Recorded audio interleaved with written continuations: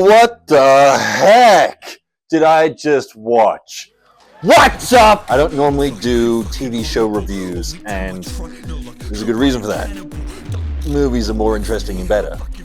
But I'm making this one exception, and if this goes well, maybe I'll do more. But for now, I'm just doing a review of this one episode of House of the Dragon. Holy crap.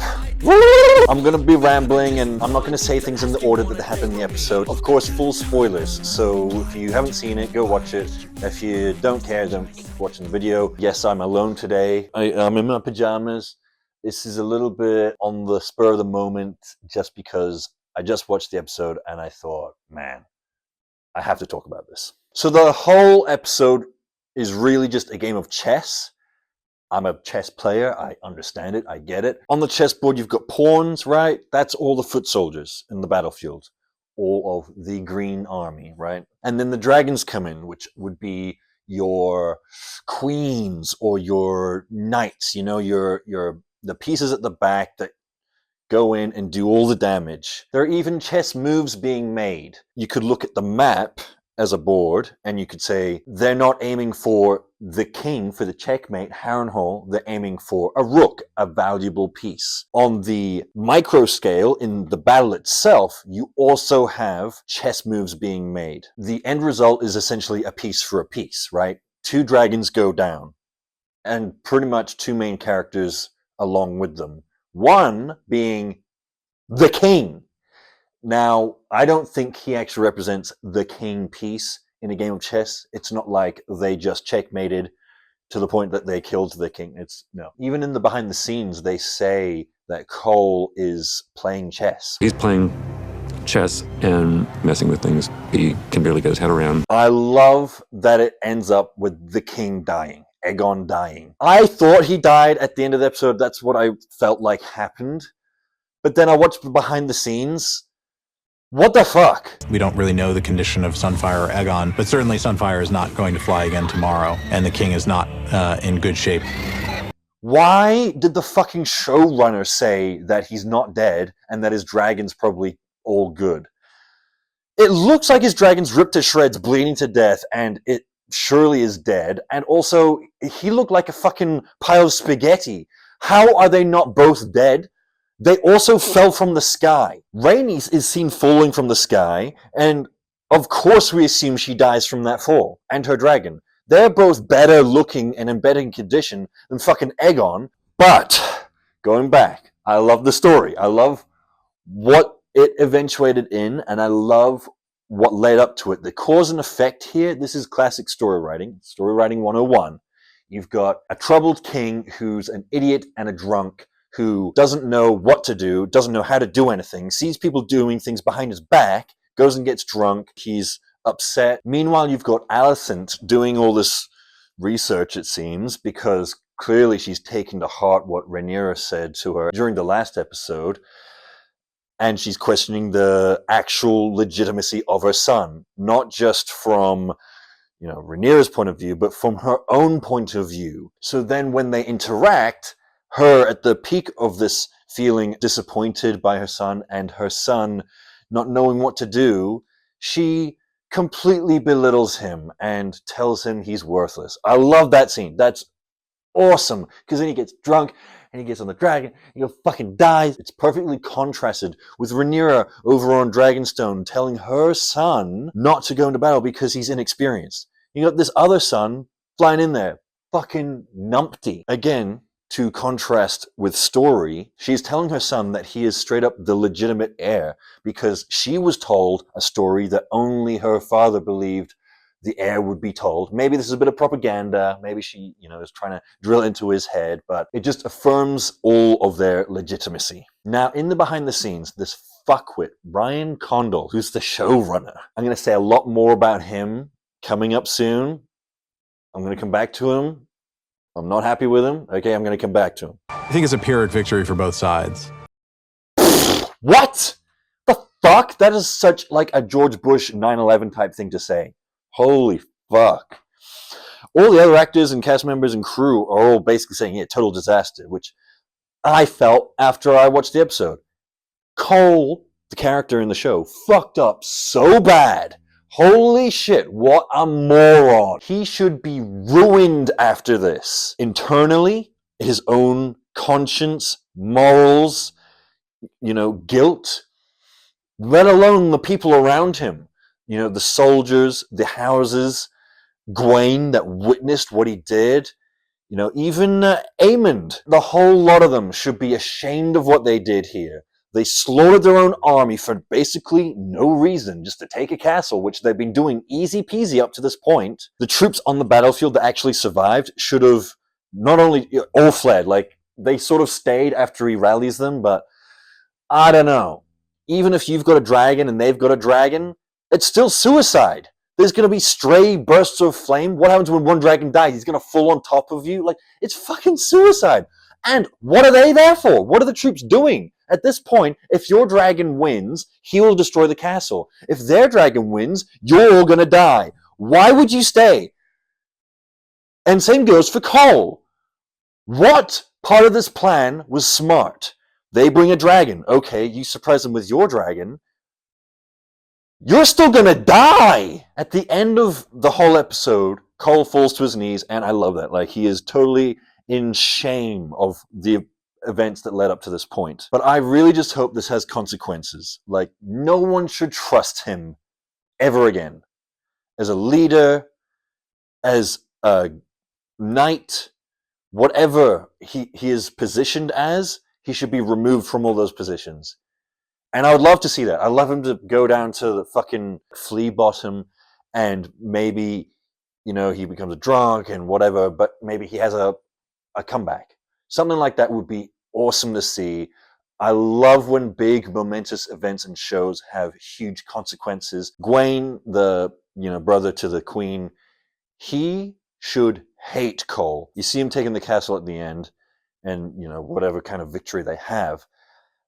I hope that he doesn't get cocky and think, oh, I took the castle, because technically, like, yeah, you deserve it more than Cole, but the dragon fucking fell and exploded on it. You didn't really do anything. Gwaine should hate Cole, and he should also hate Aemond. It's news to him that dragons showed up, right? So he should be pissed at Aemond for endangering his life and all of his men's lives. Psycho shit, right?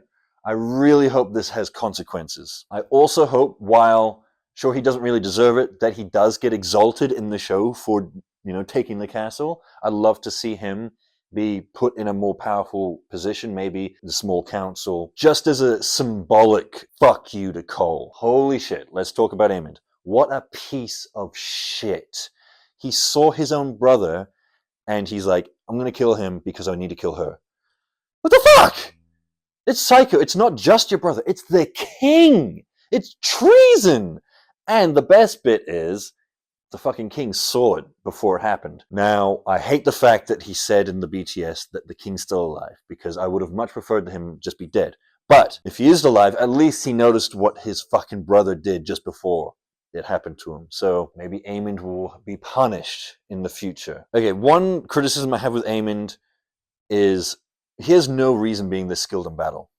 How does he know exactly where everyone is at all times and, like, knows exactly how to command his dragon to do exactly the right maneuver at the right time? It makes no sense. Like, Rhaenys, who's been flying dragons for, 50 years, should be flying laps around him. Her dragon's so much faster. His dragon's slow as shit. It doesn't make sense. So there's a few contrivances here. What I do actually like about him, though, is that he is just a pure evil villain. It's nice now and then to have a villain that you can fear. There are elements of him that are cartoonish, the eye patch, but his guilt, especially after he kills Rhaenyra's son in the first season, there are elements that humanize him, but don't humanize him too much to the point that you want him to, like, win or live or any of that. You still want this fucker to die. So even though he is crazy good at what he does, flying dragon, battle, whatever, I like it because it actually makes us fear him more. It makes him like a Jaime Lannister or the Mountain in the original Game of Thrones show. So it is nice to have some character that you just think no matter what happens, he's going to win, which is great because then Team Black is like the underdogs to overcome. Even if it's just the one character of Aemond, they have to overcome Aemond. At least his dragon got injured. You see the dragon just get, like, its ribcage ripped a little bit by Rhaenys' dragon. And I hope that wasn't just like a editing choice for, oh, who's going to win the fight in the action scene, which they do all the time in movies and stuff, and it like drives you mad because usually fight scenes are directed by like the stunt team or, someone who actually doesn't concentrate on the plot. But I really hope that that was something that might linger on with the plot, and, that dragon might be worse off in battle. And maybe even the dragon could have psychological issues from that. I don't know. I just hope it isn't immediately forgotten. I'm going to talk a little bit about Harrenhal for a second. I hate dream sequences pretty much all the time. It doesn't matter how much meaning there might be or symbolism. It just feels like filler, and it feels like a waste of time. He could be talking to characters, he could be emotional, he could be acting upon things, but he's just dreaming about these characters. And in the behind the scenes, again, they really ruin Damon in the behind the scenes. The way they describe him as if he's like traumatized by the past. Part of Damon's story to Harrenhal this season is having to face and atone for the sins of his past. But that doesn't come across in the show at all. What is Damon doing? I know they say he's trying to rebuild Harrenhal, but you never see him doing that. You don't see any utilization of workers or logistics. You don't see anything get repaired. You see a goat. It's like, okay, there's a goat. And then there's a scene with the Tully kid. But like, do it yourself. If you really want the Tullys, go to their place, get him, and if he's fucking like lying in bed, not conscious, smother him yourself. I don't know. Not that negative overall, though. I still love the setting. I love Harrenhal as a location. The witch, I love her. She's really cool. I love a Scottish accent. Like, why aren't there more Scottish accents in the show? They have the North, which for some reason English people think the North is fucking Newcastle, like a Geordie accent.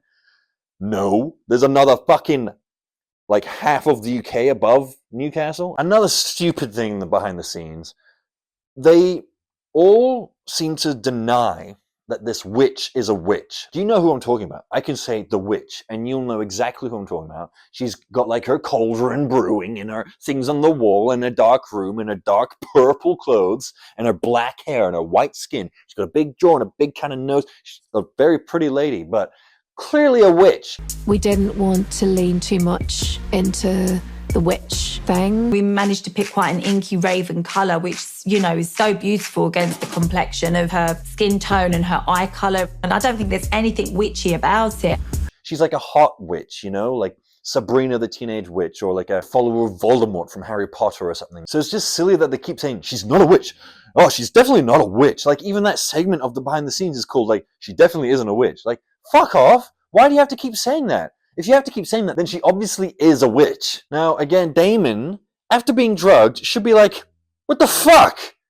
That witch just drugged me, or I'm getting out of here. He's so, like, blasé after he, comes to. He should be very mad at this lady, if not want to, like, punish her or ask her, why did she do that? Maybe we'll see that in the next episode. I don't know. But for some reason, when he comes to, he's just like, he's achieved nothing in this castle, and now he's, like, being drugged by someone there. Like, just get the fuck out. I like the line that she says where she was a barn owl. I actually hope that was true. I'm no woman at all. I'm a barn owl.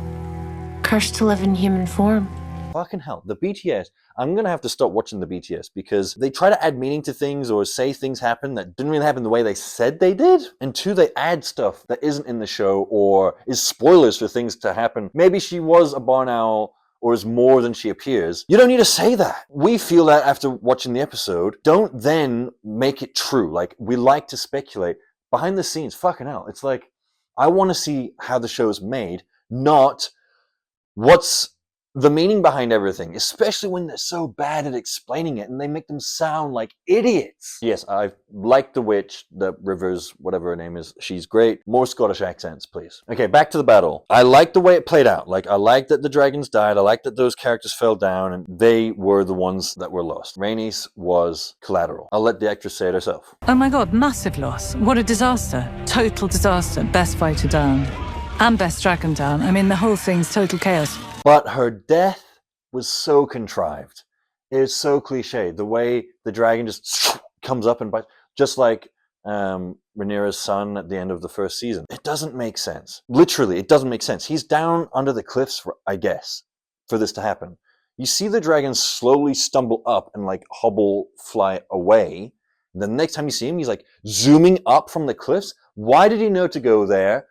How could he see that she was approaching as he's launching up into the sky? You've got a castle and a cliff in the way. It's such a cliche thing. You know, looking around is all quiet and then it fucking happened before. You did this already. It's not as cool the second time. But that dragon just looks way too slow to do that kind of maneuver. It's always like, oh.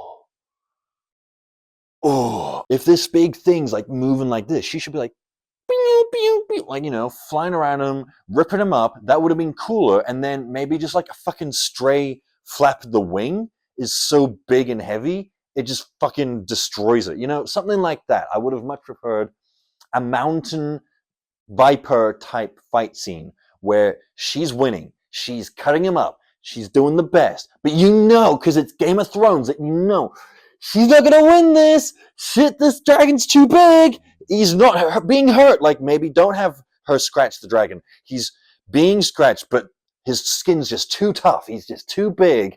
And then just the flick of his fucking spike horn just pierces right through her dragon. You know, something that the dragon just doesn't even think about.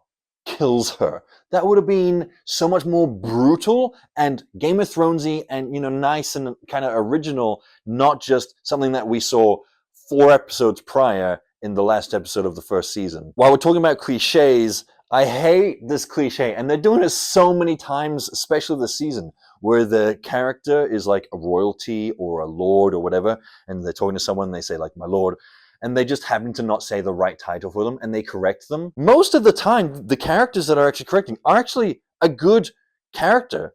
Why do they care so much about their title? I get Daemon, right? So Daemon, he wants to be called Majesty, whatever. Sure, okay. But Rhaenys? She should be super humble and totally cool with anyone calling her whatever. Instead of saying, call me princess, like, that's silly. Who the fuck says that? She should be like, call me Rhaenys. Or, even better, not do that whole fucking cliche. Just cut to the chase. Stop the bullshit. Just say something else. And if anyone knows the correct term for the right, you know, roles of class and hierarchy, it's the lower folk, because they don't want to be punished for it. Just stop this cliche, please. And then she proceeds to hit on him. Is this supposed to make us like feel for her before she dies? Because if anything, I was like, is she trying to cheat on her man? Like, what? And then when she does die, it's like, oh, okay. Is it because they want to make us think that she's not going to die?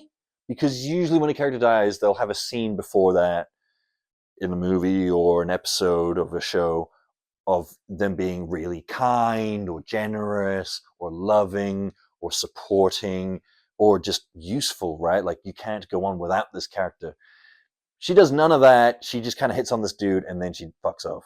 But the guy she's hitting on is super hot. Loved him in Raised by Wolves. Yeah, let's get into behind the scenes a bit more. My goodness. How did they not learn from Game of Thrones?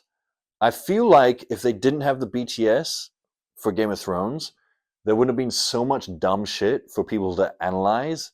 And you don't even have to twist their words. You can just straight up pull a clip of D&D saying something, and it's just fucking filth. Jamie's talking about dying in the arms of the woman he loves, and this is it. I think he knows that they belong together, that they came into this world together, that they need to go out of this world together. So the behind the scenes kind of reminds me of those Genius videos with the rappers who sit down and explain their lyrics.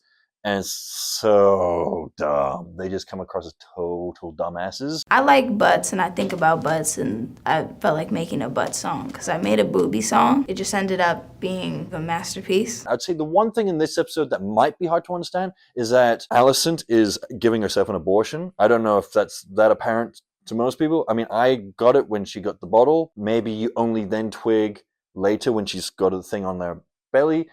If at the end of the episode you still didn't get it, sure, okay, but that's not that big of a deal, right? I think you could go on and that not affecting things. But overall, you don't need this fucking dumbass showrunner to come and explain to you, like, Damon's feeling sad. Part of Damon's story to Harrenhal this season is having to face and atone for the sins of his past. So Ryan Condal, he's the showrunner of this show. I don't know what he does. I don't know how involved he is. So here's a bunch of things that he said that really rubbed me the wrong way. Coal is now a real problem that's going to have to be dealt with in the Crown Lands. He says this after we've all watched the episode where he fucking fails. I already assumed House Green owns the fucking mainland and House Black is just isolated to an island. I've assumed that from what we see in the show. So the fact he's taking more castles is like, okay, so now they really own that land. It means nothing to me. And the fact that he's being like, he's a real problem. Like, no, he isn't. He's just running around like an idiot. He also says that House Black... and plays right into Cole's hand. Cole is a dumbass. Who the fuck wants a dragon when they're on a foot, on a horse in battle? What the fuck? You gonna get eaten, son? Aemond, who he probably had a hand a bit in his creation... Cliche TV BS. The dream sequence where he thinks he's chasing Aemond, but then Aemond turns around and it's actually himself. Like, oh my goodness, it was just dumb when Star Wars did it. And the way he explains it in the behind the scenes, it just doesn't come across that way in the show. From his point of view, it seems like he's more afraid of him as a formidable foe, right? The same reason we're afraid of him. I don't see him thinking, I created this. Maybe they will. And again, maybe this is some bad behind the scenes bullshit where they're actually spoiling what's going to come later. I don't know who's to blame for that. I don't know if it's the editors or the actual fucking dumbass showrunner. Who knows? But this is just silly. Now, I've been criticizing the show a lot so far, but don't get me wrong, I love this episode. That's why I'm talking about it. And who am I? You know, I haven't made any shows, so I couldn't do their job. Any of them. Not even this dumbass showrunner. Take what I'm saying with a grain of salt, but hopefully you're getting what I'm saying in that this guy sounds like an idiot. Maybe he's not, but in the behind the scenes, the showrunner sounds like a fucking numbskull. Before he knows it, he exacts vengeance. What? That's Rhaenyra's theory. I don't think he actually feels that. And even if he wants to be, you know, king or whatever, I feel like he's too closeted to admit that. And maybe that's why they're doing this in a dream sequence, but it's not come across that way. So either this is bad writing in the show, or again, it's just the behind the scenes explaining what you're seeing poorly. I shouldn't have watched the behind the scenes. I would have preferred just watching the scene and being like, ooh, okay, spooky dream, he kills her. Maybe he's not fully in control of his actions because it's a dream, you know? He's like, ooh, I killed her. Ooh, but she was kind of spooky. So yeah, okay, I killed her, but she's spooky. That's, you know, ambiguous. I like that. But then I go and watch the behind the scenes and it ruins it for me. And then she comes back home and sees Aegon just, you know, stomping around and ranting like a petulant teenager. What Aegon's saying is actually totally reasonable. He's like, no one's listening to me. I can't do anything, and I feel worthless. That is probably the most honest stuff that character's said up to this point. Oh yeah, and the king isn't actually dead, and his dragon's probably not dead either. What the fuck? If you're gonna do this with the behind the scenes, release them after the whole season comes out. What are they gonna do? Like the mountain zombie thing? That's ridiculous. That happens way later, and technology and medicine, whatever, could have advanced to that point, but surely not in this point. Okay, let's talk special effects. They're really good in this episode overall. I'm very impressed with the castle, how that whole battle scene looks. Not really anything out of the ordinary. Nothing looks fake or bad. There are a few criticisms I have, but I'll get to them after the compliments. Aemon's dragon, it's landed and it's, you know, it's getting up and it like clomps a couple of guys and I'm like, okay, they're gone, right? Not most impressive CGI or anything. When it's, I want to call it a paw. When its paw lifts, the debris underneath, it's like mud. It looks so good and real. First of all, it looks awesome. It doesn't look like CGI, like fake or anything. It looks real. And there's just enough red in there for it to feel just like this gore. It's awesome. I love that because it's not someone just exploding blood. You know, it's like a decent amount for what's happening. Now, overall, the dragons in the show don't look the best, especially when there are people comped in around them. They look weird, out of focus. The scale's wrong, especially in other episodes. You can see the scale's way out from shot to shot. You just sit with the absence, and so anything that has like a tangibility about it, I think. My favorite shot, though, in the whole episode is... I just wish that shot lasted way longer. 20 seconds, a minute, 2 minutes, like, just hang on there. It would be so easy to film, right? You just have the guys, the foot soldiers all like, oh, you know, a little bit panicked, and maybe have some running away, or maybe a handheld camera moving around, or maybe if that's too hard to comp the dragons in, it could just be a pretty still camera. That would still be cool. Just because that shot, one, it looked great, just the tiny little black dragons up in the sky with the white sky with the smoke and the chaos on the ground. Like, great shot, great composition, but it only lasts like a second, and then it's cut so close, and it keeps cutting, and it's just CGI dragons up in your face with fire, and most of the fire looks good. I just feel like it would have been so easy to do that. I don't see why they felt the need to cut away from that so quickly. The dragon scene was still good overall. I really like it. The fighting is great. I just felt like it could have been so much better with less effort put in, you know, less editing, less CGI, and that little dragon fight would have been so awesome. The bad looking CGI, Rhaenys' death, I don't know why they can't get falling to look good. It's like they feel the need to throw smoke over everything, and the amount of mud on her, or smoke on her face, it's just the wrong amount, and it just looks gray, and the saturation is off, and the focus is off. The other thing, this isn't so much visual as it is maybe sound.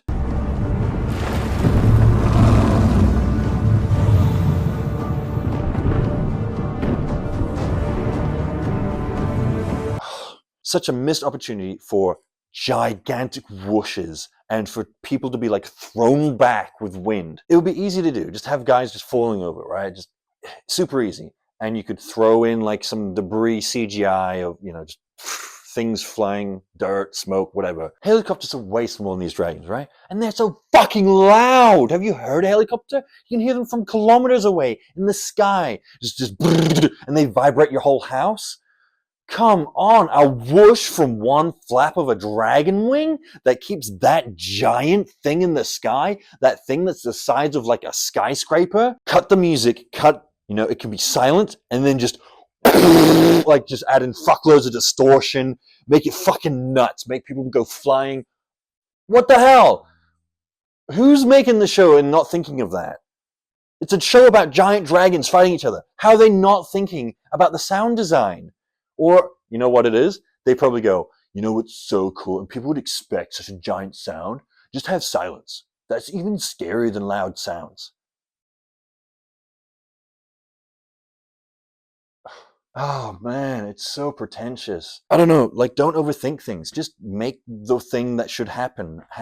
Again, I seem like I'm just criticizing the show, but I haven't loved a show this much in a long time. Don't take everything I'm saying as just pure criticism. I'm trying to be constructive. I want the show to be better and succeed, right? I don't want everyone to just be bagging out things just like what happened with Game of Thrones. I don't want it to lead the way Game of Thrones led. They got way too comfortable and didn't give a fucking shit about anything and rushed that shit. Everyone knows that the last like 2 seasons at least, just dog shit. I want to give Ryan a chance. Okay, just a few more things before I wrap up the video. Allison mentions the fucking horrific tragedies that have happened up to this point. One being her husband dying, the other being her grandson being beheaded, you know, all that in such a short amount of time. She even said like a few weeks.